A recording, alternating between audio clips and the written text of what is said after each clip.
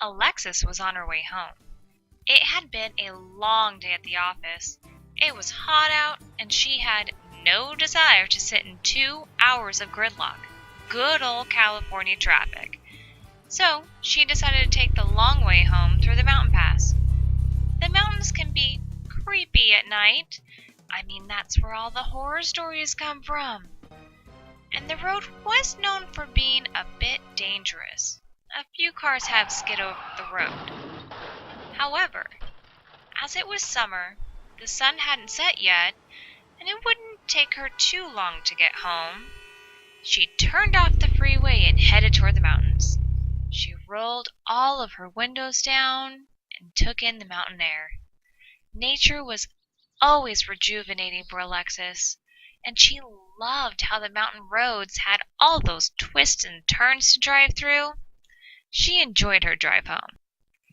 As the sun was beginning to sink behind the trees, she turned on her headlights. But around the bend, there was a water buffalo? Wait, what? Mike! Wrong footage! Thank you! A man walking in the middle of the road, and he was covered in blood. She slowed down to approach him and see if he was all right. He must have rolled his car down the side of the mountain. Hey, are you okay? Do you want me to... She always fumbled at this part of the story. She was never able to find the words, but she did tell us it was his eyes. There was something about his eyes.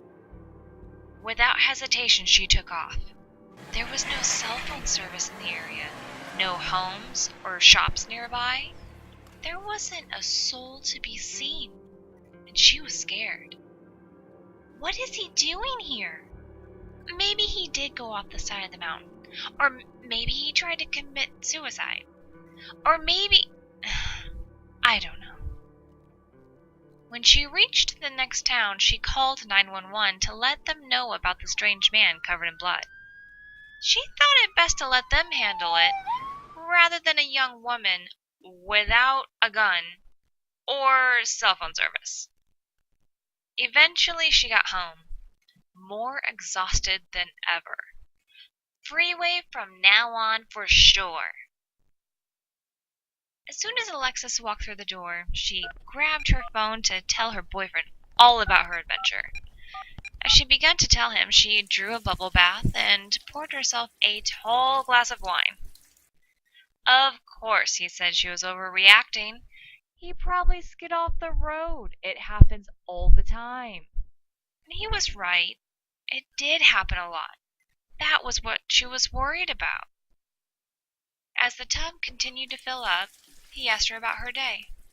And at that moment, that scary old man covered in blood became an afterthought, as she became focused on ranting and raving about her day at work.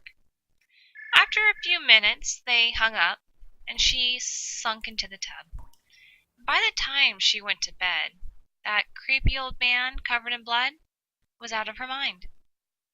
Until the next morning, when she flipped on the news and she found out that several people had been hacked to death, her jaw dropped. She was just there yesterday. As she continued to watch the footage, she realized she had been there yesterday. That place was a mile away from where she saw the man covered in blood. It was him. He killed all those people. But where was the hatchet?